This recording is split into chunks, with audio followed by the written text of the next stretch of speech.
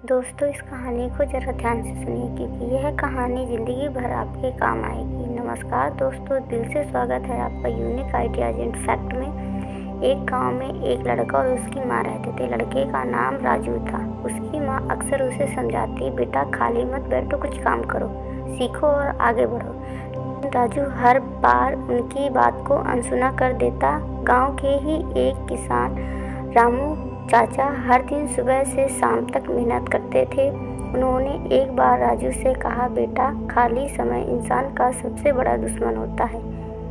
अगर तुमने इस समय का सही उपयोग नहीं किया तो यह तुम्हारी सबसे बड़ी हार बन जाएगी। राजू ने यह बात सुनकर हंसते हुए कहा, चाचा अभी तो मैं बच्चा हूँ, मेहनत तो मैं बाद में करूँगा, अभी तो आराम करने दो। एक दिन गांव में एक बहुत बड़े व्यापारी आए। उन्होंने गांव के बच्चों को बुलाया और कहा, मैं ऐसे बच्चों को नौकरी दूंगा जो मेहनती होंगे और अपने समय का सही उपयोग करना जानते हों, लेकिन इसके लिए तुम्हें एक परीक्षा देनी होगी। यह सुनकर गांव के सभी बच्चे बहुत उत्साहित हो गए। राजू भी इस परीक्षा में भाग लेने का सोच रहा था, लेकिन उसे लगा कि उसने कभी कोई नया कौशल सीखा नहीं था, ना कभी किसी चीज़ के लिए मेहनत की थी।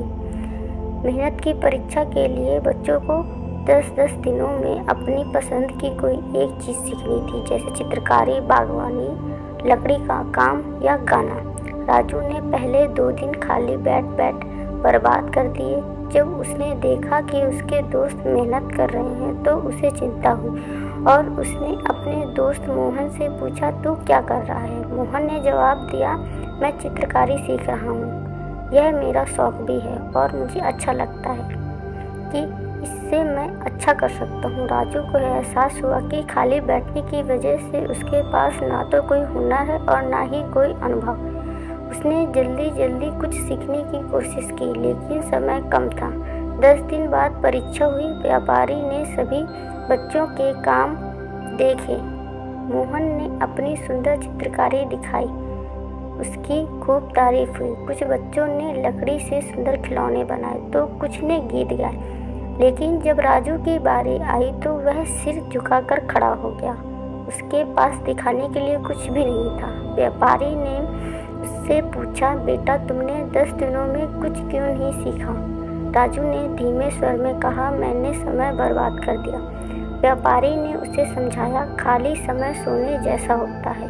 अगर तुम इसे यूं ही बर्बाद करोगे तो भविष्य में पछताना पड़ेगा। समय किसी का इंतजार नहीं करता। उस दिन के बाद राजू ने ठान लिया कि वह अब कभी भी खाली नहीं बैठेगा। उसने दिन भर अपने समय को बेहतर तरीके से उपयोग करना शुरू किया। उसने किताबें पढ़नी शुरू की, नए कौशल सीखे और मेहनत करना शुरू किया। धीरे धीरे वह गांव के सबसे मेहनती लड़कों में से एक बन गया। कुछ सालों बाद राजू ने अपने ज्ञान और कौशल के बल पर खुद का व्यापार शुरू किया और बहुत सफल हुआ। अब जब भी कोई उससे कहता कि तुम्हारी सफलता का राज क्या है, तो वह मुस्कुराकर कहता, कभी खाली मत बैठो, हर पल का सही उपयोग करो।